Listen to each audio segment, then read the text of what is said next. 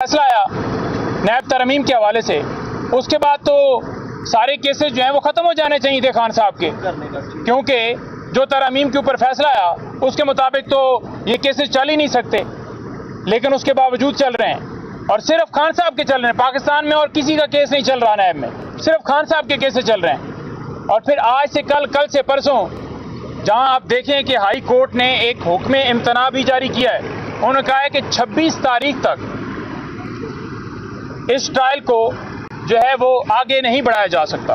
हुक्म इम्तना देने के बावजूद एहतसाब अदालत के जज हैं, आज भी क्रॉस एग्जामिनेशन हुआ, जिरा हुई, और आज से फिर कल पर रख दिया है।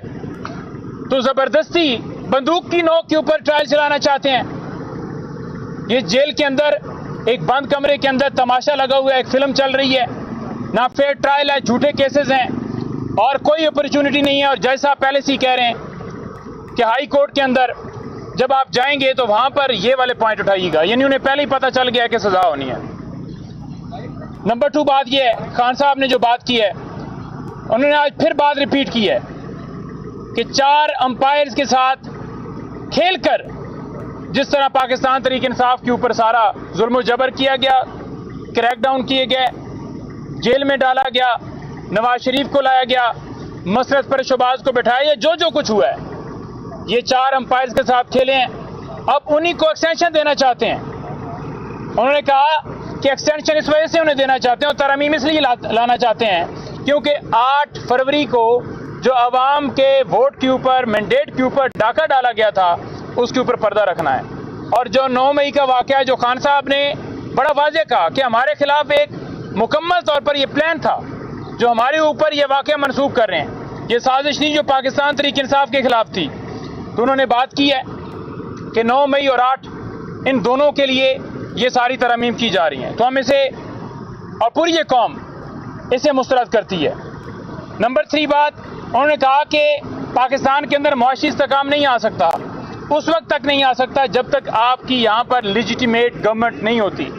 जब यहाँ पर चोर, माफिया, मैंडेट चोर बैठा दिए जाएंगे, जिनकी जायदादें बाहर हैं, जिन्होंने अपनी प्रॉपर्टियाँ बाहर बनाई हैं, और वो ये कहें कि आप बाहर से इन्वेस्टमेंट, उन्होंने कहा कि ओवरसीज ऐसे नहीं है, वो बेवकूफ़ नहीं है कि जो माफिया यहाँ पर बिठाया गया है वो सारी जायदादें बाहर। उन्होंने कहा कि शायद ही कोई ऐसा होगा जिसकी प्रॉपर्टी बाहर नहीं होगी, तो लिहाजा अपनी प्रॉपर्टियाँ बाहर रखें और लोगों को कहें कि ये, और मुल्क के अंदर जब लेजिटिमेट गवर्नमेंट आएगी, बाहर से दुनिया का एतमाद होता है, इन्वेस्टमेंट आती है, और इन्वेस्टमेंट के बगैर आपकी इकॉनमी बेहतर नहीं हो सकती, तो लिहाजा ये चीज़ ज़रूरी है। फिर जो डिजिटल दहशतगर्द कहने के हवाले से बात की जा रही है, आज भी बयान दिए जा रहे थे, वो शर्जील मेमन और पत्नी कौन कौन क्या कह रहा था, और इससे पहले भी दिए जाते रहे। उन्होंने कहा है कि प्रॉपर्टियाँ बाहर बनाएंगे, मुल्क का पैसा लूटेंगे, अवाम का मैंडेट चोरी करेंगे, लोगों को अगवा करेंगे, जजेस को थ्रेट्स करेंगे, MNAs को असम्बली से उठाएंगे, ब्लैकमेल करेंगे, वीडियोस बनवाएंगे, तो क्या अवाम बात नहीं करेगी? तो जो अवाम बात करेगी, ये अवाम की आवाज़ है। ये आप ये ना कहें कि 1, 2 या 4 बंदों की बात है, ये पूरे मुल्क की आवाज़ है, और आप मुल्क की आवाज़ को कह रहे हैं कि ये डिजिटल दहशतगर्द है। खान साहब ने जो और बात की वो मैं आपके सामने रखना चाहता हूं कि उन्होंने कहा, बंद करते हैं, कि जो सुप्रीम कोर्ट है, एक ही अदारा बच गया था, तो उसे तबाही की तरफ ले जा रहे हैं। सुप्रीम कोर्ट के ऊपर ये हमला कर रहे हैं, ये तरमीम के जरिए चाहते हैं कि सुप्रीम कोर्ट इनके मुताबिक चले, नवाज शरीफ के मुताबिक चले, जरदारी के मुताबिक चले, और एक काजी फाइसा को कि वो कहीं उस कुर्सी पर बैठा रहे, एक अदालत से हटाकर दूसरी अदालत के अंदर बिठाकर उस अदालत को ऊपर बिठाना चाहते हैं, ताकि मुकम्मल तौर पर सुप्रीम कोर्ट को कंट्रोल किया जा सके। उन्होंने कहा कि निचली जो अदलिया है उसके ऊपर तो पहले ही बहुत ज़्यादा प्रेशर डाला गया है, तो एक अदारा बच गया था, उसे भी तबाही के दयाने पर ले जा रहा है। और उन्होंने जलसे के बारे में बात की है। देखिए, उन्होंने कहा है कि हर सूरत अवाम जो है खौफ के बुत तोड़कर लाहौर जलसा गाह पहुंचे। इस जलसे के अंदर जो हमारा काज है वो क्या है? जलसे के अंदर हमारा काज है सुप्रीम कोर्ट की आज़ादी, यानी अदलिया की आज़ादी, जमहूरियत की आज़ादी, इस मुल्क के हर फर्द, हर शख्स की आज़ादी, और खान साहब की आज़ादी के लिए हमने निकलना है।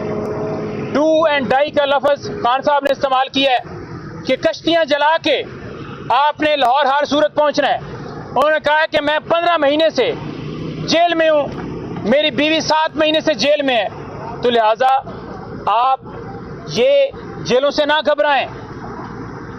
आज़ादी के लिए कुर्बानी देनी पड़ती है, आप तैयार हो, जेलों से खौफ करने की कोई ज़रूरत नहीं है। यहाँ पर इंसान ही रहते हैं और कोई भी ना घबराए, हर सूरत हर बंदा निकले और इस जलसे को कामयाब करे। जहाँ तक बात है कि खान साहब की सेहत के हवाले से, देखें खान साहब इस वक्त मुकम्मल तौर पर फिट हैं, ना उनको कोई ब्लड प्रेशर का कोई मसला है, ना उनको कोई हार्ट प्रॉब्लम है, ना उनको कोई और मसला है।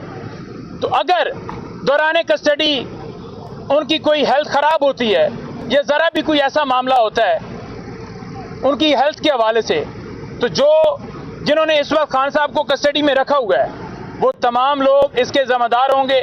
फिर वो जाने, हम जानेगी और ये कौम जानेगी। और इसके साथ मैं ये कहना चाहता हूँ कि जो आज आमिर फारूक साहब ने ये फैसला दिया, क्योंकि खान साहब को हमने सारा बता दिया था कि आमिर फारूक साहब ने 2 महीने और 20 दिन के बाद जो हाई कोर्ट के अंदर फैसला महफूज किया गया था 3 हलकों के हवाले से, दोबारा इलेक्शन कमीशन को भेज दिया है।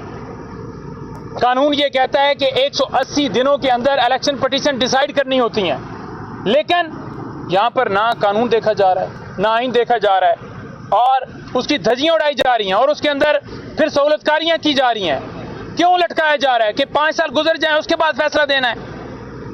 और आखिर में मैं ये कहूँगा कि दफ़ा 144 की बात की गई है कि दफ़ा 144 लग गई है। देखें इस वक्त पूरे मुल्क के अंदर पहली दफ़ा 144 है और पूरा मुल्क पहले ही जेल बन चुका है। तो लिहाजा खौफ के बुत तोड़ें, इंशाअल्लाह ताला जलसा जो है लाहौर हर सूरत होगा और फिर वहाँ से इंशाअल्लाह ताला खान साहब की हदायत के मुताबिक नेक्स्ट जो है हमारे जलसे का ऐलान होगा।